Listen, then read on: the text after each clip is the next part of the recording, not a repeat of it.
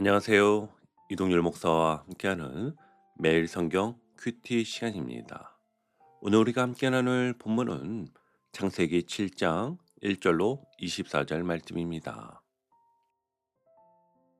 여러분, 산이 언제 물에 잠기나요? 산은 보통 마지막까지 남는 곳입니다. 가장 안전해 보이고 가장 높아 보이는 곳이죠. 그런데 오늘 본문에서는요, 그 산이 잠겼다고 말합니다. 반대로 배는 보통 폭풍 앞에서 가장 불안한 존재로 여겨집니다. 그런데 오늘 본문은 방주가 떠올랐다고 하지요.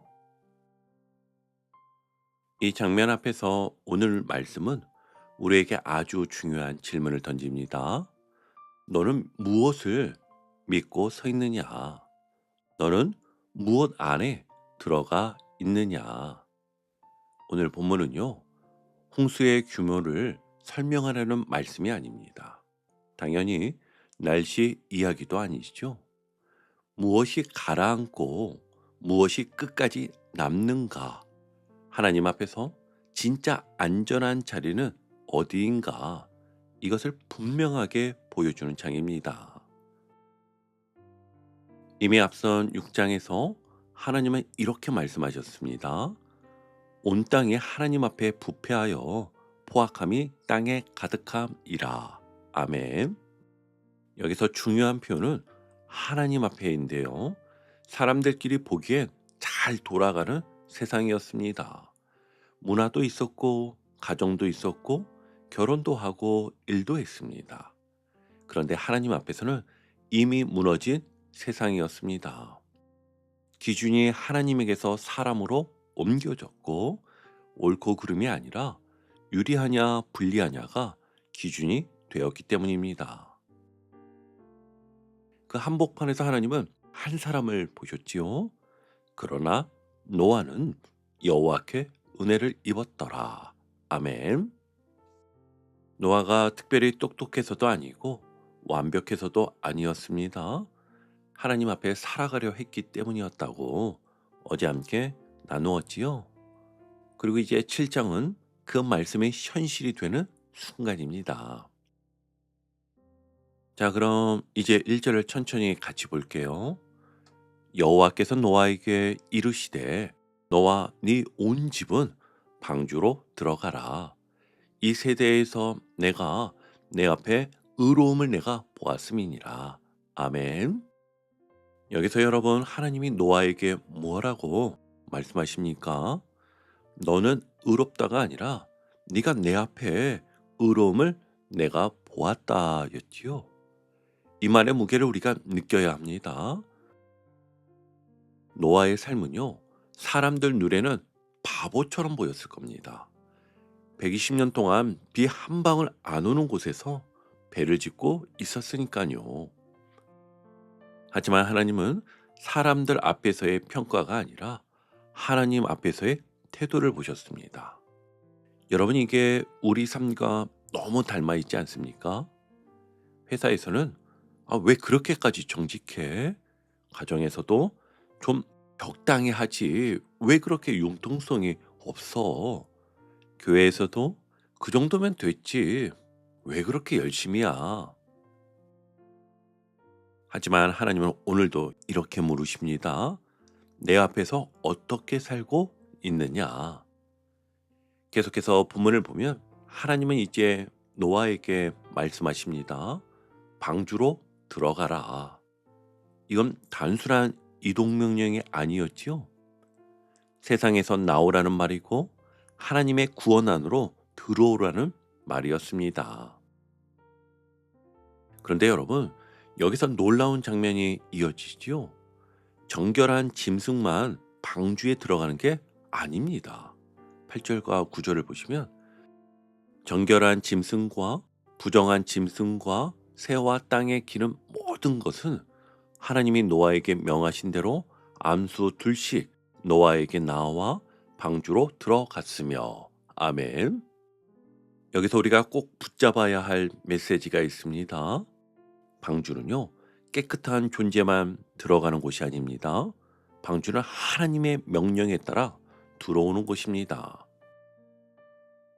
부정한 짐승도 들어옵니다. 냄새나는 짐승도 들어옵니다. 통제하기 어려운 짐승도 들어옵니다. 왜일까요?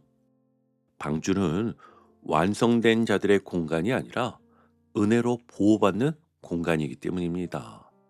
교회가 그렇고 우리 삶이 그렇습니다. 그리고 이제 가장 중요한 장면이 나오는데요. 노아가 방주 안으로 들어갑니다. 그런데요, 10절을 보시니까 7일 후에 홍수가 땅에 덮이니 바로 비가 오지 않았습니다. 이 7일이야말로 오늘 본문에서 가장 현실적인 장면입니다. 그래서 이 7일이 우리 신앙의 삶에서도 너무나 중요한 시간이지요. 노아는 분명히 하나님의 말씀을 믿고 방주 안으로 들어갔습니다. 그런데 하루가 지나도 비는 오지 않습니다. 이틀이 지나도 아무 일도 일어나지 않습니다. 일주일이 다 지나가는데도 하늘은 여전히 맑았습니다. 여러분, 이쯤 되면 노아의 마음에 어떤 생각들이 스쳐갔을까요? 내가 너무 앞서간 건 아닐까? 이 정도면 다시 나가도 되는 건 아닐까? 사람들 말이 맞았던 건 아닐까? 가만히 생각해 보면 이 질문들 크게 낯설지 않습니다. 이게 바로 우리의 모습이기 때문입니다. 말씀대로 결단했는데 당장 아무 변화가 없을 때, 기도했는데 상황은 그대로일 때, 순종했는데 하늘이 조용할 때, 우리는 오늘도 노아처럼 그 7일을 살고 있는지도 모릅니다. 여러분, 지금 여러분의 삶은 어떻습니까? 말씀대로 결정했는데 상황은 그대로입니까? 기도했는데 문제는 여전합니까? 순종했는데 오히려 더 불편해졌습니까? 그렇다면 지금 여러분은 방주 안의 7일을 살고 있는 중입니다. 그래서 오늘 이 말씀을 이렇게 한번 붙들어 보셨으면 좋겠습니다. 결과부터 보려고 하지 말고 말씀 안에 머무는 선택을 해보십시오. 느낌이 흔들릴 때마다 판단하지 말고 하나님의 약속을 다시 신뢰하십시오. 주님, 왜 아직입니까? 라고 묻기보다 이렇게 고백해 보세요. 주님, 그래도 제가 방주 안에 있게 해주셔서 감사합니다. 회사에서든 가정에서든 또 교회 안에서든 다시 밖으로 나가고 싶은 마음이 올라올 때 그때 이렇게 기도하세요. 그래도 저는 방주 안에 있겠습니다. 그 선택 아무도 몰라주는 것 같아도 하나님은 분명히 보고 계심을 믿으시기 바랍니다. 자, 이제 본문에서 가장 무거운 장면으로 들어가 보겠습니다. 11절과 12절입니다. 노아가 600세 되던 해에 둘째 달 곧 그 달 11의 날이라. 그날에 큰 기품의 샘들이 터지며 하늘의 창문들이 열려 40주야를 비가 땅에 쏟아졌더라. 아멘. 여러분, 이 장면을 한번 그려보십시오. 비가 조용히 오는 정도가 아닙니다. 땅 아래에서도 물이 터지고 하늘 위에서도 물이 쏟아집니다. 이 말은 무엇입니까? 이 홍수는요, 우연한 사고가 아니라 하나님의 주권적인 심판이라는 뜻이죠. 그리고 이어지는 16절이 오늘 본문에서 아주 중요한 결정입니다.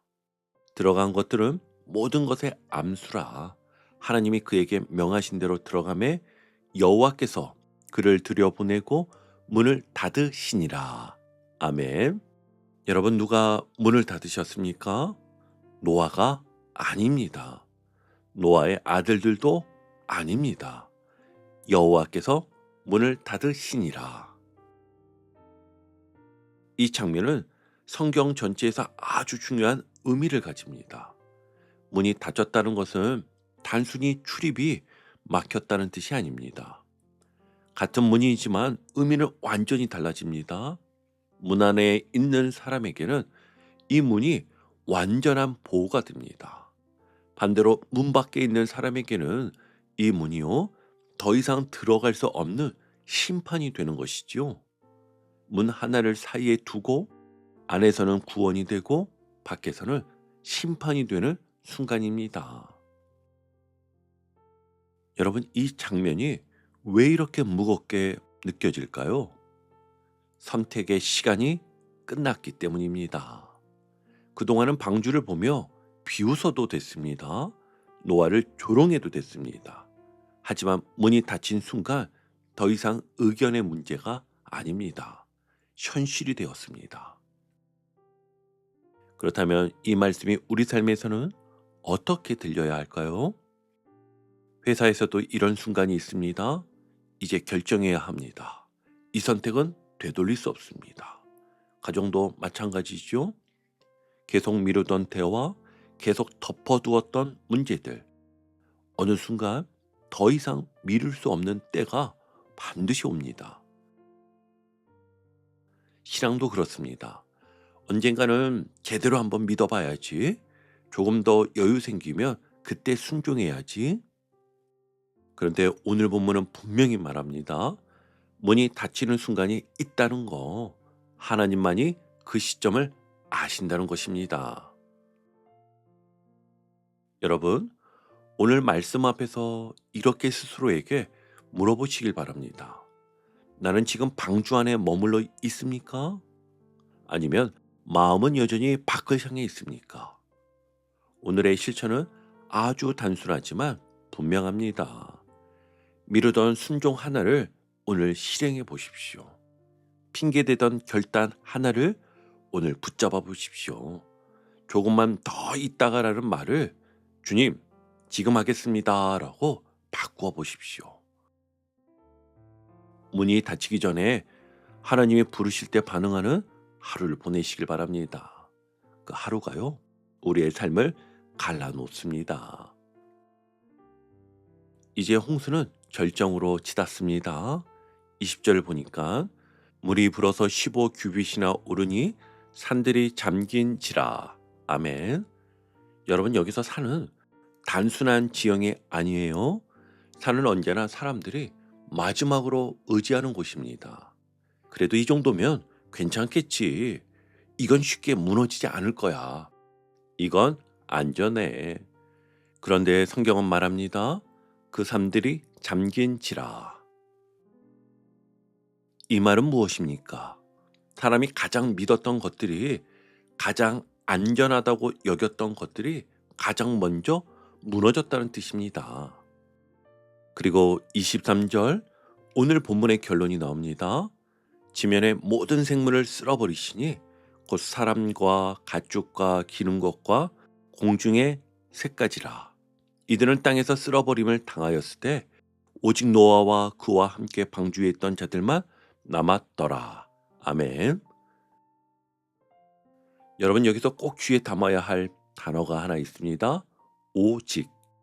산이 아니라, 심이 아니라, 사람의 판단이 아니라 오직 방주 안에 있었느냐가 살고 죽음을 갈랐습니다. 이것이 오늘 본문이 가장 분명하게 전하는 메시지인 것입니다. 여러분, 오늘 이 말씀을 들으며 이렇게 점검해 보세요. 나는 무엇을 붙들고 안전하다고 느껴왔습니까? 직장입니까? 돈? 사람입니까? 아니면 경험, 신앙의 경력입니까? 그 모든 것이 어느 날 한순간에 흔들릴 수 있습니다. 오늘의 실천은요, 바로 이것입니다. 주님, 제가 붙들던 산을 내려놓습니다. 방주이신 주님 안에 다시 머물겠습니다. 하루 한번 이렇게 고백해 보세요. 주님, 오늘도 방주 안에 있게 해주셔서 너무나 감사합니다. 이제 오늘 큐티를 정리하며 마무리하겠습니다. 여러분, 오늘 창세기 7장은요, 아주 분명한 그림 하나를 우리 앞에 놓아줍니다. 산은 잠겼습니다. 하지만 방주는 떠올랐습니다. 세상이 보기엔 산이 더 안전해 보였습니다. 하지만 하나님 보시기에는요, 방주가 유일한 길이었습니다.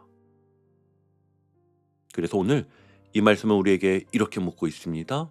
너는 지금 어디에 있느냐? 상황이 아니라, 능력이 아니라, 환경이 아니라 주님이 마련하신 구원의 자리 안에 있는가? 오늘도 그 질문 앞에서 방주 안에 머무는 선택을 하는 우리 모두가 되기를 주님의 이름으로 축복합니다. 아멘. 오늘도 복음의 기쁨과 확신으로 승리하는 하루 되시길 축복합니다.